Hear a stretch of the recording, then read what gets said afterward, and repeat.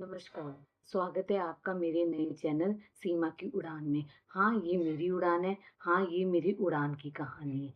मैं कल बात कर रही थी दृष्टिकोण सुंदरता की। तो आज मैं कुछ पंक्तियाँ पेश करना चाहूँगी उसी टॉपिक पर दृष्टिकोण सुंदरता की। फूलों में सुंदरता सबको नज़र आती है, काँटों से कोई-कोई सीख पाता है। बातें नहीं बदलती, नज़रिया बदल जाता है। अंधेरे में उजाला कोई-कोई ढूँढ पाता है। जो अपनी सोच को सुंदर रखता है, उसका हर पल सुंदर हो जाता है। ये कुछ पंक्तियाँ मैंने दृष्टिकोण की सुंदरता के बारे में लिखी थी। अब मैं एक छोटी-सी कहानी आपके सामने पेश करना चाहूँगी इसी टॉपिक पर, कि एक बार एक राजा था जिसका बहुत बड़ा राज्य था, बहुत प्रॉपर्टी थी, लेकिन उसको एक ही बात का डर था, कहीं मेरी कोई प्रॉपर्टी ना ले ले, कहीं मेरा कोई राज्य ना छीन ले। हमेशा वो यही चिंता में रहता था। तो एक बार एक बहुत बड़े साधु महात्मा जो उनके गुरु समान थे, वो उनके पास गया और बोलने लगा कि महात्मा जी, मैं क्या करूँ कि मेरे ये चिंता खत्म हो जाए। मुझे लगता है कि मेरा कहीं राज्य ना छिन जाए, मेरी प्रॉपर्टी ना चली जाए। मैं हमेशा दुखी और परेशान रहता हूँ। आप मुझे कोई उपाय बताएँ। तो साधु महात्मा ने कहा कि तुम हर चीज़ ह जो चीज़ देखो वो हरी-हरी देखो। अगर तुम ज़्यादा हरा-भरा देखोगे तो तुम्हारी सारी चिंताएँ खत्म हो जाएँगी। राजा उसके साधु महात्मा के घर से निकला, उसने अपनी पत्नी का हाथ पकड़ा और हाथ पकड़ के आँखें बंद करके अपने घर आ गया।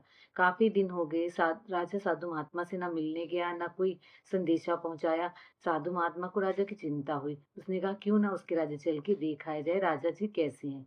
तो साधु महात्मा उनसे मिलने जाते हैं। जब वो वहाँ जाते हैं तो देखते हैं नगर में ज़्यादातर दीवारें हरे रंग की होती हैं, ज़्यादातर दरवाजे हरे रंग के होते हैं।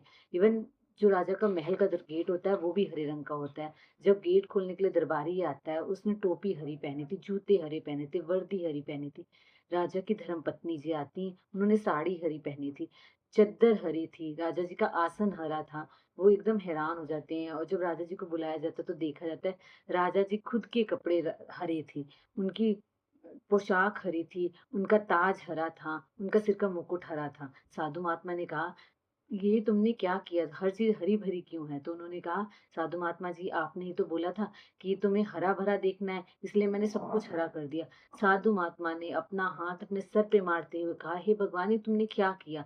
मैंने सिर्फ़ आँखों को हरा रंग दिखाने को कहा था, इसके लिए तुम्हें कुछ बदलने की ज़रूरत नहीं थी, सिर्फ़ एक हरा चश्मा खरीद लेते तो तुम्हें सब हरा-भरा दिखता।